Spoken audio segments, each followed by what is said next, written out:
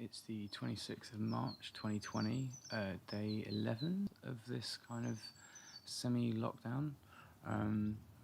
Now you can only go outside for exercise, walking the dog, getting medicine, getting food.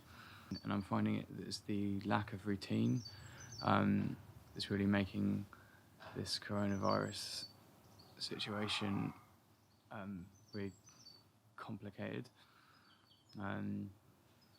It's interesting how good habits rely on these like triggers. Oh, it's the end of the day, work's finished, and now gym happens.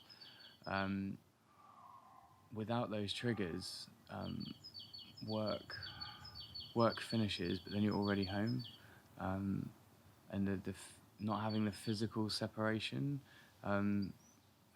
certainly throws me off. As you can see today, I am filming in my garden. Although it's still windy and cold, I'm very thankful to have this garden right now. I'm very thankful to have an outside space.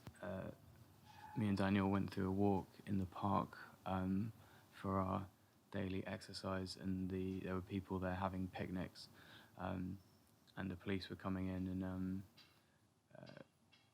not finding them, but certainly getting them to move. Went and did a 16-mile bike ride through central London. Normally that would have a lot of traffic, and it would be very busy, but it was very quiet. Like not completely quiet, not like silent, but really quiet. Along Regent Street and Oxford Street, every single shop was closed. Almost no one in Piccadilly. You could hear birds. You could hear birds chirping in Piccadilly Circus. The only people that really were around were like police and people cycling and walking their dogs. But maybe like 2% of what's normally there. Really strange to cycle down Regent Street and hear echoing from the small sounds that were there, because normally there's thousands of people there, and it's just like there's so much noise you wouldn't be able to hear an echo from buildings. Really remarkable.